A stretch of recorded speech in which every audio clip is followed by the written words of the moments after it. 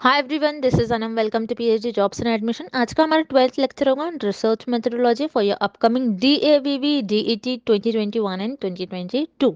सो जैसे कि हमने कल के लेक्चर में स्टेप्स ऑफ रिसर्च पर पार्ट 1 डिस्कस कर लिया था, और आज के लेक्चर में हम स्टेप्स ऑफ रिसर्च का पार्ट 2 पर एमसीक्यूज डिस्कस करेंगे, क्योंकि इंपॉर्टेंट टॉपिक है। इस टॉपिक से एग्जाम में 2 to 3 क्वेश्चन आपको देखने ही मिलते हैं। तो याद रखिएगा, आप इस वीडियो को एंड तक जरूर देख लीजिएगा, जिससे कि आपको पता लग जाएगा कि आपके पीएचडी एंट्रेंस टेस्ट में किस तरीके से क्वेश्चंस पूछे जाते हैं। और उसी के साथ साथ मैं आपको बता दूं कि आपकी प्रिपरेशंस के लिए हमने research methodology, data interpretation and mathematical reasoning पर कंप्लीट कोर्स लॉन्च करा है। और याद रखिएगा, हमारे इस कंटेंट को फॉलो कर कर आप आपके डॉक्टरल एंट्रेंस टेस्ट को ईजिली क्रैक कर सकते हो, क्योंकि हमें कई स्टूडेंट्स का फीडबैक भी मिला है कि उनको उनके एग्जाम में डायरेक्टली इसी कंटेंट से क्वेश्चन पूछे गए थे। सो याद रखिए, हमारे इस कोर्स को परचेस करने के लिए स्क्रीन पर जो आपको नंबर नजर आ रहा है, उस पर हमें व्हाट्सएप के थ्रू ही आपको कॉन्टैक्ट करना है। नॉर्मल कॉल उस नंबर पर नहीं लगेगा। और आप हमारे ऐप के थ्रू भी स्टडी मटेरियल को एक्सेस कर सकते हो। सो ऐप के जो लिंक है, ये हमने कमेंट सेक्शन और एज वेल एज आपको डिस्क्रिप्शन बॉक्स में प्रोवाइड कर रखी है, जिसमें कि आपको 1 क्लिक में ही सारा स्टडी मटेरियल एक्सेस करने मिल जाता है। So that's it, and let's begin with the video. हमने आपकी प्रिपरेशंस के लिए रिसर्च मेथोडोलॉजी का कंप्लीट कोर्स लॉन्च करा है, जिसमें हम आपको full syllabus video lectures, notes, 10 full syllabus mock test, 1000+ practice MCQs PDF provide करेंगे in both language, Hindi as well as in English. So हमारे इस रिसर्च मेथोडोलॉजी के कोर्स को हमने हमारे एक्सपीरियंस की बेसिस पर, और जो एक्चुअल पीएचडी एंट्रेंस एग्जामिनेशन में क्वेश्चंस पूछे जाते हैं, वो सारे क्वेश्चंस, वो सारे इंपॉर्टेंट पॉइंट्स हमने हमारे इस रिसर्च मेथोडोलॉजी के कोर्स में और इस रिसर्च मेथोडोलॉजी के कंटेंट में कवर करा है। सो वीडियो लेक्चर्स में हमने जो इम्पोर्टेंट पॉइंट्स होते हैं, जो आपके सिलेबस में सारे पॉइंट्स हैं, उनको डिटेल में एक्सप्लेन करा है। उसी के साथ साथ नोट्स में जो इम्पोर्टेंट पॉइंट्स हैं, उनको हाईलाइट कर कर बताया है। और मॉक टेस्ट से क्या होता है, आपकी प्रैक्टिस होती है और आपको पता चलता है कि आपकी कितनी प्रिपरेशंस हुई है और कितनी और आपको प्रिपरेशन चाहिए। उसी के साथ साथ 1000+ प्रैक्टिस एमसीक्यूज पीडीएफ में हमने जो रिसर्च मेथोडोलॉजी के एग्जामिनेशन में क्वेश्चंस आने के चांसेस होते हैं, और हमारे एक्सपीरियंस के बेसिस पे वो सारे क्वेश्चंस हमने हमारे इस 1000+ प्रैक्टिस एमसीक्यूज पीडीएफ में कवर करे हैं। सो याद रखिएगा, बहुत से स्टूडेंट्स हमें पूछते हैं कि मैम, नेट पे तो सारा स्टडी मटेरियल अवेलेबल है, तो हम ये मटेरियल क्यों लें। तो मैं आपको बता दूं, नेट पे बहुत सारा स्टडी मटेरियल अवेलेबल है, बहुत सारी इंफॉर्मेशन है। हर जगह से जाओगे, हर वेबसाइट पर अलग अलग इंफॉर्मेशन है, लेकिन आपको ये नहीं पता होता है कि क्या इंपॉर्टेंट है, आपको क्या पढ़ना चाहिए, कौन से क्वेश्चंस आने के ज़्यादातर चांसेस होते हैं। सो हम आपको हमारे इस कोर्स में ये सारा डिटेल में बताएंगे, और हमारा जो रिसर्च मेथोडोलॉजी का कंटेंट है, ये काफ़ी प्रिसाइज है, जिससे कि आप कम से कम स्टडी कर कर आपके बीबीएयू यूनिवर्सिटी के पीएचडी एंट्रेंस एग्जामिनेशन को क्रैक कर सकते हो। सो याद रखिएगा, हमारे इस कोर्स को परचेज करने के लिए आपको दिए गए स्क्रीन पे जो नंबर है, उस पर हमें व्हाट्सएप के थ्रू ही आपको कांटेक्ट करना है। याद रखिए, नॉर्मल कॉल इस नंबर पर नहीं लगेगा। और आप हमारे ऐप को भी डाउनलोड कर सकते हो, जो कि है ग्लोबल ऑनलाइन ऐप। आप इस ऐप को प्ले स्टोर से डायरेक्टली डाउनलोड कर सकते हो, जो कि फ्रीली अवेलेबल है। और इस ऐप को डाउनलोड करने की लिंक भी मैंने डिस्क्रिप्शन बॉक्स में प्रोवाइड कर रखी है। आप डायरेक्टली वहां से हमारे ऐप को डाउनलोड कर सकते हो, जिसमें कि आपको 1 क्लिक में ही सारा स्टडी मटेरियल देखने मिल जाएगा। So let's begin with the video. Research is generally a so students, इस क्वेश्चन में हमें फाइंड आउट करना है रिसर्च प्रोसेस कैसा होता है। Okay, so as you know students, हमने देखा था रिसर्च के कैरेक्टरिस्टिक में रिसर्च प्रोसेस साइक्लिक होता है। ओके, मीन्स जहां पर रिसर्चर अपनी रिसर्च को एक प्रॉब्लम से स्टार्ट करता है, और उस प्रॉब्लम का रिसर्चर को कुछ सोल्यूशन मिलता है, और उस सोल्यूशन से रिसर्चर को अगेन एक प्रॉब्लम मिलता है, एंड अगेन रिसर्चर उस प्रॉब्लम को सॉल्व करता है, जब तक उस सोल्यूशन से रिसर्चर सेटिस्फाई नहीं होता है। ओके, दैट मीन्स देख रहे हो आप जब भी रिसर्चर रिसर्च परफॉर्म करते हैं, तो रिसर्चर साइक्लिकल वे में परफॉर्म करते हैं, ताकि वो उनको कोई प्रॉब्लम का सोल्यूशन मिल जाए। Okay, that's why here option A is the right answer. Research generally a cyclical process. Then here option B, fast process. So as you know students, कुछ रिसर्च को करने में कम टाइम लगता है रिजल्ट्स आने में, और कुछ रिसर्च में बहुत ज्यादा टाइम लगता है, 3 to 5 years भी लग जाते हैं। That's why here option B is incorrect. Then again diagonal process नहीं होता है रिसर्च में, research is should be systematic or cyclical. That's why here option C is also incorrect. So here correct option is option A, cyclical process. Okay, next question. One of the reason to report your research results is called. So students, इस question में हमें find out करना है कि researcher अपने research results को report क्यों करता है, उसका रीजन क्या होता है. Okay, so as you know students, researcher अपने रिसर्च रिजल्ट्स को articles, journals, papers, newspapers, okay, so इन सारे वे से रिसर्चर अपने रिसर्च रिजल्ट को रिप्रेजेंट करते हैं ताकि दूसरे रिसर्चर उस रिसर्च को रिप्रोड्यूस करे और उस रिसर्च का यूज करते हुए कुछ new theories, new concept, new ideas develop करे. Okay, so here option D is correct. The research is public, so it can be used by others. Okay, then here option C, to get praise means praise means here तारीफ. So research अपने तारीफ के लिए अपने results को mention करते हैं नहीं, that's why here option C is incorrect.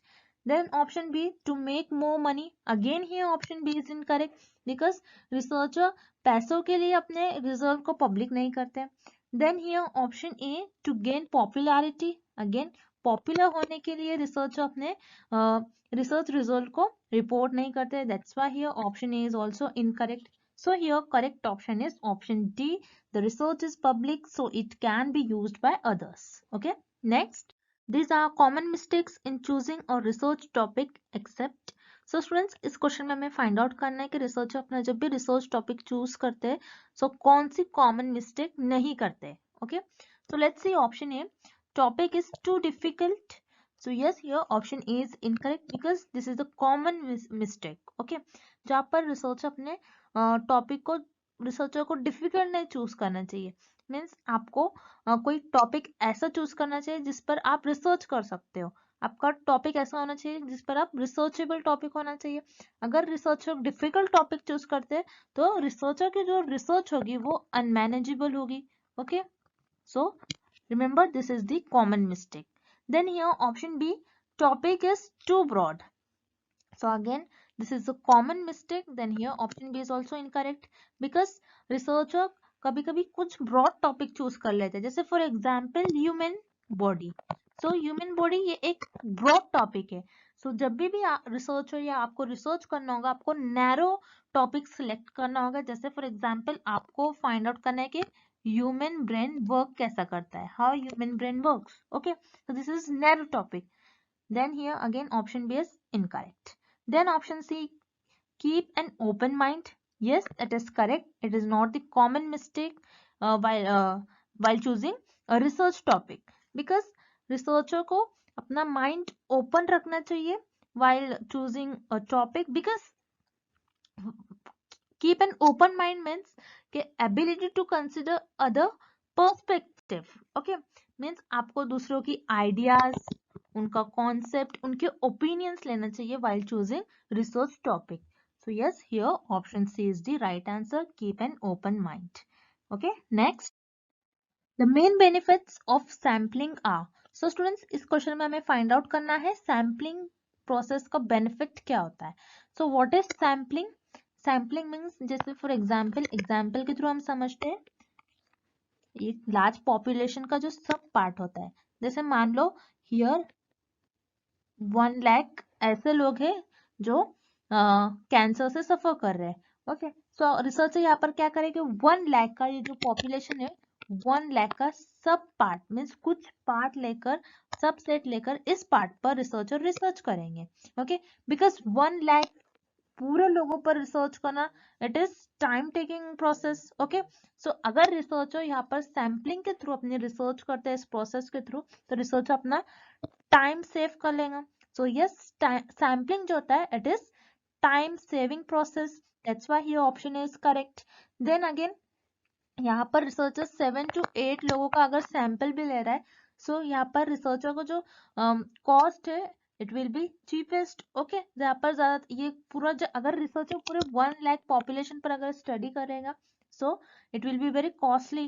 That's why here option B is again correct. The benefit of sampling is to reduction in overall cost of research. That's why here option C is the right answer. Both A and B are the benefits of sampling. Next, Dash is a research document usually having 2 to 7 pages that informs others of a proposed piece of research. So students, इस question में हमें find out करना है कि कौन से ऐसे research document होता है जहां पर 2 to 7 पेजेस का वो डॉक्यूमेंट होता है जहां पर आप इन्फॉर्म करते हो आप आपके रिसर्च में क्या क्या परफॉर्म करोगे. So yes students, let's see here option C first, research article. So as you know students, यहाँ पर word use किया गया है proposed, मीन्स आप बता रहे हो रिसर्च में आप क्या यूज करोगे, बट रिसर्च आर्टिकल में आप आपका रिजल्ट मेंशन करते हो. That's why here option C is incorrect. Then here option B, ऐसे. ऐसे मीन्स जो आप कोई पर्टिकुलर टॉपिक को डिस्क्राइब करते हो, जैसे आप स्कूल में आपके ऐसे लिखते हो, ओके जैसे पर्टिकुलर पर्सनालिटीज पर, कुछ टॉपिक पर, favourite colour, favourite food, okay. That's why here option B is also incorrect. Then here option A, research proposal. Yes, it is right. As you know, research proposal में आप 2 to 7 pages का जो एक document होता है जहां पर आप आपके रिसर्च में कौन कौन से स्टेप्स, कौन कौन से मेथड्स, क्या क्या आपके रिसर्च में आप यूज करोगे. सो आप आपके गाइड को ये रिसर्च प्रपोजल देते हैं. जैसे फॉर एग्जांपल आप कुछ कमेटी को देते हैं कि आप अगर आप रिसर्च कर रहे हो कुछ टॉपिक पर, सो आपकी रिसर्च लोगों के लिए बेनिफिट होना चाहिए, सोसाइटी के लिए बेनिफिशियल होना चाहिए, सो दैट वो लोग आपको इजीली फंड दे सकते हैं. सो yes, here research proposal 2 to 7 pages का होता है जहां पर आप आपके गाइड्स को, यू कैन से कोई कम्युनिटी को आप जो भी आपके रिसर्च में कवर करोगे थिंग्स, ये इन्फॉर्म करते हो. That's why here option A is the right answer, research proposal. Next, the main elements of research proposal are. So students, इस क्वेश्चन में हमें फाइंड आउट करना है रिसर्च प्रपोजल के मेन एलिमेंट्स और you can say main features क्या होते हैं. So here option E, need of specific research project. Yes, it is correct, because आप आपके रिसर्च प्रोजेक्ट में कोई स्पेसिफिक टॉपिक को मेंशन करते हैं जिस पर आप रिसर्च करने वाले होते हैं. So here option A is correct. Then option B, benefits and beneficiaries. Again here option B is correct, because आप आपका रिसर्च टॉपिक ऐसा चूज करते हो जहां पर सोसाइटी के लिए कुछ बेनिफिट हो और उस रिसर्च की जो एप्लीकेशन है वो प्रैक्टिकल लाइफ में आप अप्लाई कर सको. सो दैट्स व्हाई हियर आपको जो रिसर्च प्रपोजल है वो सोसाइटी के लिए बेनिफिशियल होने चाहिए, ताकि जो आपके गाइड्स है, जो कम्युनिटी आप जहाँ पर आप रिसर्च प्रपोज कर रहे हैं, वो आपको इजीली फंड्स दे सके. Okay. Then here option C, types of data to be collected. So again here option C is also correct. So आप आपके रिसर्च प्रपोजल में ये भी मेंशन करते हो कि आप कौन से टाइप का डेटा कलेक्ट करेंगे, वेदर इट इज प्राइमरी और whether it is secondary. Okay, so आप अगेन रिसर्च प्रपोजल में आप सब कुछ मेंशन करते हैं, आप किस मेथड से डेटा कलेक्ट करोगे, कौन से टाइप का मेथड होगा, आपका टॉपिक क्या होगा, आप आपके रिसर्च में कौन कौन से स्टेप्स परफॉर्म करोगे, उस रिसर्च के थ्रू और जो भी रिजल्ट आएंगे उनके थ्रू लोगों को क्या बेनिफिट्स होगा, सोसाइटी को क्या बेनिफिट्स होगा. Okay, that's why here option D is the right answer because all these options are correct. Okay, next. When conducting a review of literature on particular subject, the researcher should. So students, इस question में हमें find out करना है कि researcher जब particular subject पर review of literature conduct करते हैं तो रिसर्चर को क्या करना चाहिए. Okay, so let's see option A, read all available material on the subject. No students, it is impossible, because researcher जो भी सब्जेक्ट पर रिसर्च कर रहा है, सो सब्जेक्ट पर, यू कैन से उस टॉपिक पर लैक्स में डेटा अवेलेबल होता है. सो इतने सारे डेटा को रिसर्चर को रीड करना पॉसिबल नहीं होता है. That's why here option A is incorrect. Then option C is, read fully only those text that appears to agree with his or her point of view. No students, again here option C is incorrect because researcher को इस option में हमें ये बताया गया है कि researcher को सिर्फ वही आर्टिकल्स रीड करना चाहिए जिससे वो एग्री और जिससे उनके पॉइंट ऑफ व्यू मैच कर रहे हैं. So it is not correct because researcher को ऐसे आर्टिकल्स भी जिससे वो पढ़ना चाहिए, रीड करना चाहिए, जिससे वो एग्री नहीं कर रहे हैं और जिससे उनके पॉइंट ऑफ व्यू मैच नहीं कर रहे. सो उससे क्या होगा, रिसर्चर को हो सकता है कुछ न्यू आइडिया मिले कोई टॉपिक के बारे में और उससे वो कुछ न्यू कॉन्सेप्ट डेवलप कर सकते हैं रिसर्चर, और यू कैन से रिसर्चर अपने मेथड्स को इम्प्रूव भी कर सकते हैं. Okay, so that's why here option C is incorrect. Then we have option B, read critically. Yes students, it is right. Here critically means question raise करना. Okay, जैसे for example researcher ने कोई articles पढ़ा और researcher ने particular equation पर question raise किया कि ये पर्टिकुलर इक्वेशन किस बेसिस पर रिसर्चर ने डेवलप किया है। ओके, किस बेसिस पर रिसर्चर ने प्रूव किया है, ये इक्वेशन को डेवलप करने के लिए रिसर्चर ने कौन से मेथड्स यूज किए हैं। ओके, और यू कैन से कौन से टूल्स यूज किए हैं, और ये कौन सा डेटा रिसर्चर ने इस क्वेश्चन को और यू कैन से इस इक्वेशन को डेवलप करने में कौन कौन से टाइप्स ऑफ मेथड्स यूज किए, कहाँ से आया है। ओके, कहाँ से डेटा कलेक्ट किया है रिसर्चर ने। सो ये सब क्वेश्चन रिसर्चर रेज कर सकते हैं, राइज कर सकते हैं, और यू कैन से रिसर्चर ऐसा करने से रिसर्चर अपनी रिसर्च में कोई जो पर्टिकुलर सब्जेक्ट पर गैप्स होते हैं उन गैप्स पर रिसर्चर स्टडी कर सकते हैं। Okay, so yes, here option B is the right answer. Read critically. Okay, next we review the relevant literature to know. So students, इस क्वेश्चन में हमें फाइंड आउट करना है कि रिव्यू ऑफ लिटरेचर हम क्या जानने के लिए करते हैं। So here option A, what is already known about the topic. So yes, it is correct because researcher review of literature ये फाइंड आउट करने के लिए करते हैं कि उस टॉपिक पर, उस पर्टिकुलर टॉपिक पर क्या काम हो चुका है, क्या रिसर्च हो चुकी है। सो रिसर्चर रिव्यू ऑफ लिटरेचर करने से रिसर्चर इस टॉपिक के गैप्स फाइंड आउट करते हैं कि इस पर्टिकुलर टॉपिक पर अभी तक रिसर्च नहीं हुई है। सो रिसर्चर यहाँ पर अपनी प्रॉब्लम को डिफाइन करते हैं। Okay, so yes, here option is the correct. Then option B, what concepts and theories have been applied to the topic. So yes students, researcher इसलिए भी रिव्यू ऑफ लिटरेचर करते हैं ताकि उस टॉपिक को उस पर्टिकुलर टॉपिक को solve करने के लिए क्या क्या थ्योरीज और कॉन्सेप्ट ऑलरेडी डेवलप हो चुके हैं। ओके, सो रिसर्चर फिर इन कॉन्सेप्ट और ये थ्योरीज का यूज करते हुए अपने टॉपिक को सॉल्व करने की कोशिश करते हैं और यू कैन से अपने प्रॉब्लम को सॉल्व करने की कोशिश करते हैं। Okay, that's why here option B is also correct. So here correct option is option C, both A and B. Next, because of the number of things that can go wrong in research there is a need for. So students, इस question में हमें find out करना है कि जब आप research करते हो तो आपको बहुत सारी डिफिकल्टीज आती है। सो आप उस डिफिकल्टीज को कैसे फेस करते हो और आपको उस डिफिकल्टीज को कैसे फेस करना चाहिए। ओके, सो आपको बहुत सारी डिफिकल्टीज आ सकती है, जैसे फंड्स की प्रॉब्लम हो सकती है आपको, और यू कैन से आपका मेथड कुछ समय बाद आपको पता चलेगा, कुछ टाइम बाद आपको पता चलेगा कि आपके मेथड जो है वो रॉन्ग है। ओके, देन आपका डेटा इनकरेक्ट हो सकता है। ओके, ऐसे बहुत सारे प्रॉब्लम आपको आ सकते हैं। सो आपको इन प्रॉब्लम को कैसे फेस करना चाहिए। So let's look at option C, an emergency source of finance. So no students, it is incorrect because अगर आपके पास मनी है और आपके पास पैसा है तो ही आप इस पर्टिकुलर प्रॉब्लम को सॉल्व कर पाओगे, कि ये जरूरी नहीं है। That's why here option C is incorrect. Then option B, have other jobs. Again here option D is obviously incorrect. Then option A, flexibility and perseverance. So here yes, it is the correct option. Because आपको research में जब भी difficulties आती है तो आपको flexible होना चाहिए, ना कि रिजिड। रिजिड नहीं होना चाहिए आपको कभी भी रिसर्च में।